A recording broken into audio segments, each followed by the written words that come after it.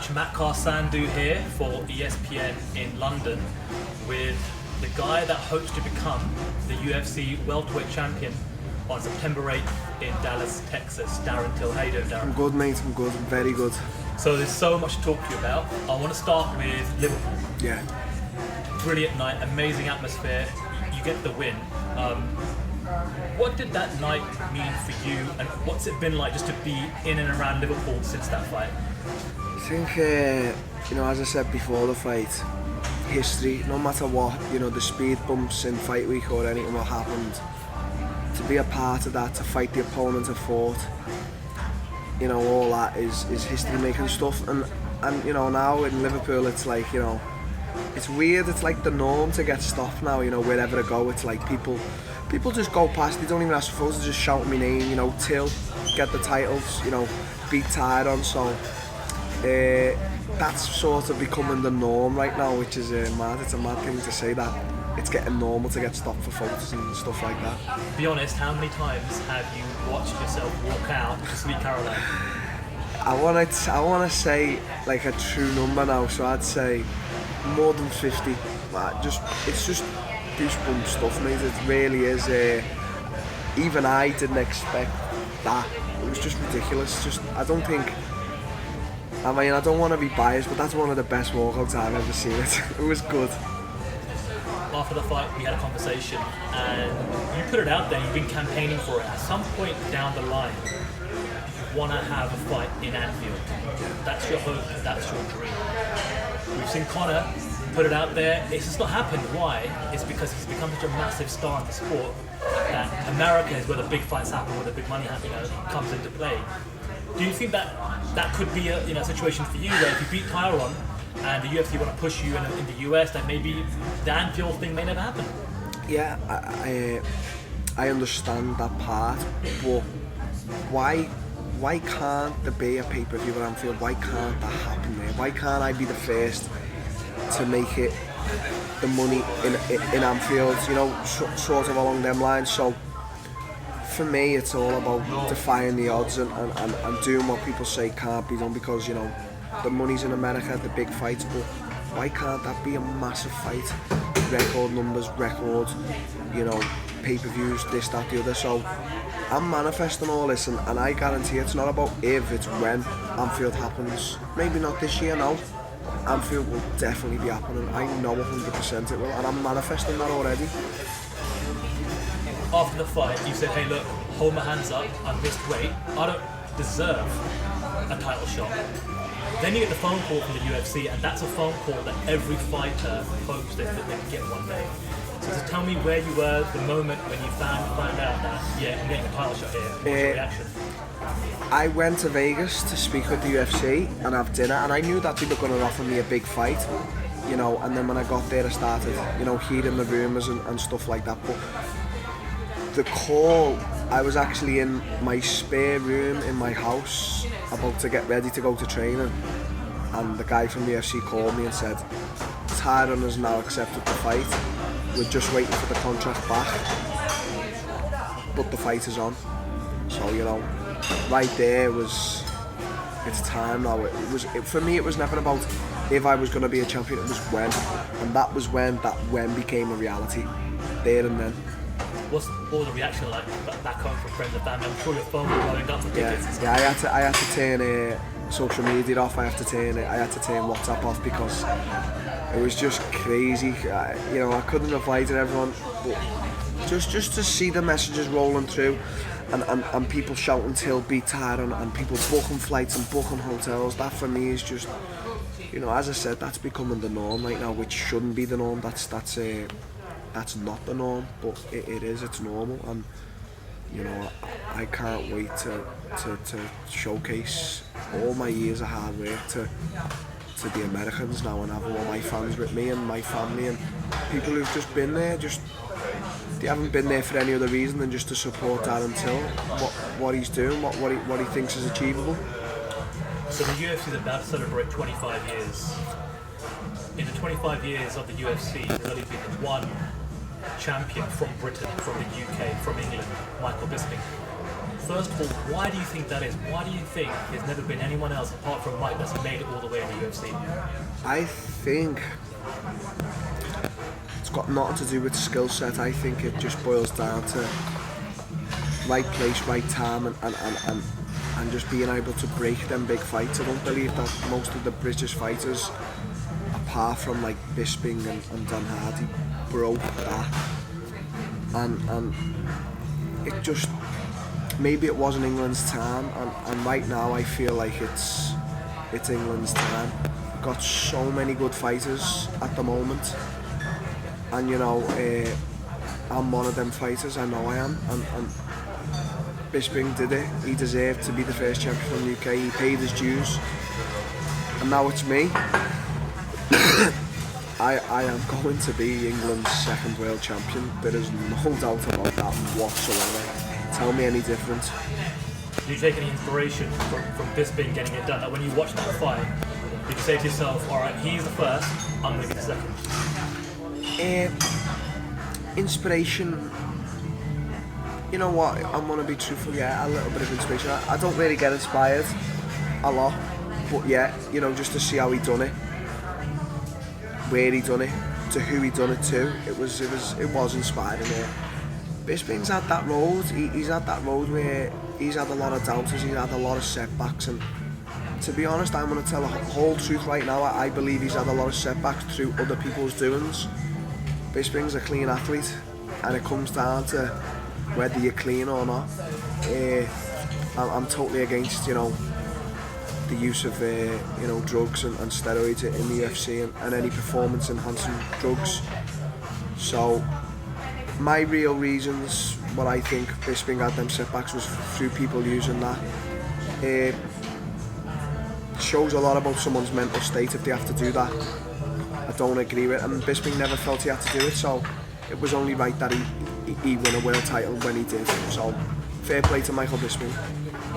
You just came back from Vegas and LA. Let's start with Vegas first. When we spoke a while back, you told me that the UFC were going to invite you to the Performance Institute. Yeah. You were going to go check it out, and it may play a part in your next camp. Yeah. You've now been there, you've been to the PI, what did you make of it? Never seen anything like it in my life. I'm the type of guy, I like to train in like an old gym, old clothes, and just put some gloves on, train as hard as I train, go home, ice my legs, and I'm happy, man. I'm a really old school fighter like that. But then just seeing the science behind recovery and nutrition and the way they've got it out there set up, it was just mind blowing. Like, it wasn't so much the facility, like we've got a cage at Carbon, we've got a ring, we've got mats. It was sort of the recovery side of things. Like they've got a girl there, Heather, who does all like the physical side of things for fighters, and she's just amazing. She worked on me. Then they've got like all these machines, they've got sauna, steam, ice bath, hot bath, cryotherapy, laser treatment. It was just, I'm a big guy on recovery. I put my body through a lot of stress, and I get a lot of injuries through how hard I train. So for me, recovery is a big part. And here I don't get the recovery. I feel like I deserve sometimes. I deserve to get full recovery, and you know, I don't get it. But there, what I pictured was me and my team training hard, having food and recovering, and then doing it again later on in the day. So that was the big reason for going out to Vegas. So it was all about recovery. So what is the game plan in terms of using that facility? Will you be spending the entire camp there, or the last couple of weeks? What's the plan? Just gonna go now. There's 4 weeks left. 4 weeks Saturday. So gonna get 3 or 4 weeks there, then go out a few days to Texas. It's about adapting as well. Being in America, being in that heat in Vegas, because Texas is a hot place as well. Time, all stuff like that. I feel like when Conor was fighting Jose Aldo, and then he was fighting Chad, he had the right idea. Take his camp out there, train there, adapt to it, you know, see the Americans, see the fans, be there in the mix of it with the UFC. That's where I'm going to be, you know.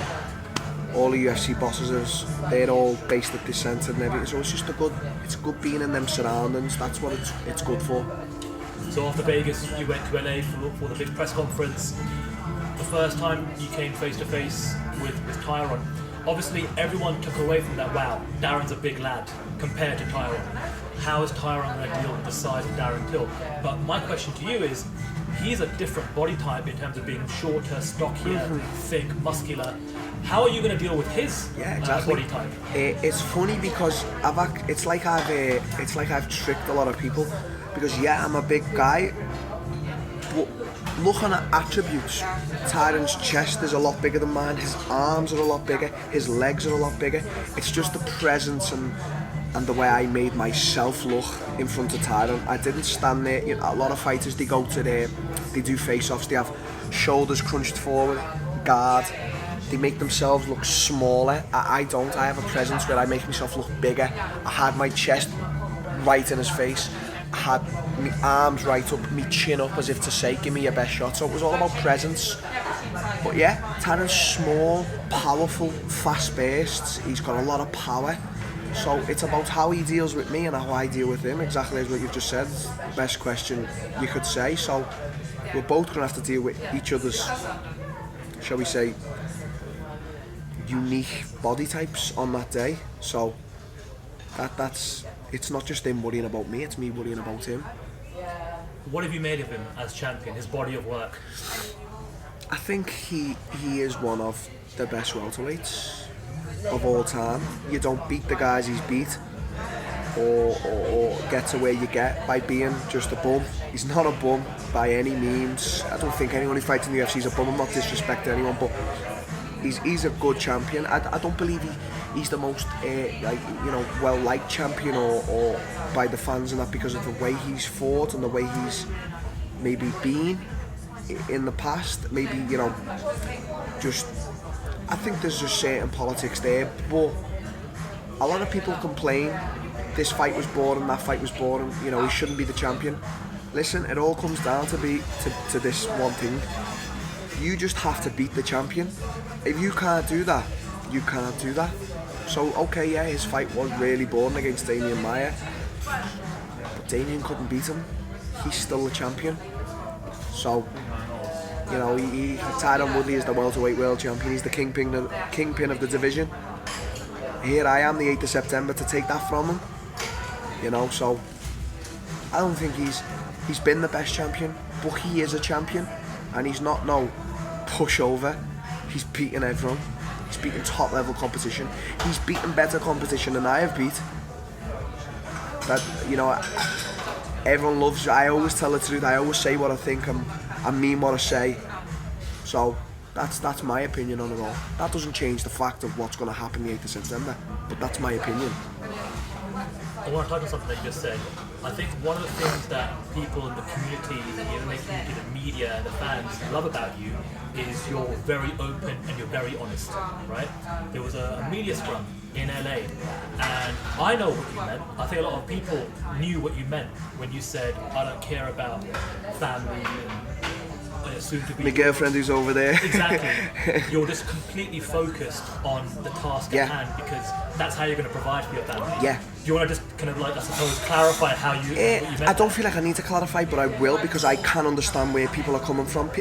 Nowadays, people are so quick to want to be offended, and what I could take from this is, honest to God, funniest thing, I never laughed so much in my life is my girlfriend was sat next to me after it, and sometimes I'm just the type of, like right now I've turned social media off. Sometimes you just need to focus, and I remember saying to her, a lot of people are getting offended by what I said about you here, and she just laughed. She went, grown men getting offended, and here's me laughing, which is the truth. A lot of grown men were saying, like, this guy, he needs to, and I'm like, don't be so quick to get offended, just relax. She's there laughing. Like, my girlfriend travels everywhere I go. She's pregnant, so I take her everywhere. I like her company, and I want to look after her. Obviously we're having a baby. The thing is, it doesn't matter right now. My daughter in Brazil, we WhatsApp every night together. That does not matter right now. The task ahead is what I set out to do. I set out to be the greatest fighter of all time, and I have my biggest test on the 8th of September now. So everything else is irrelevant.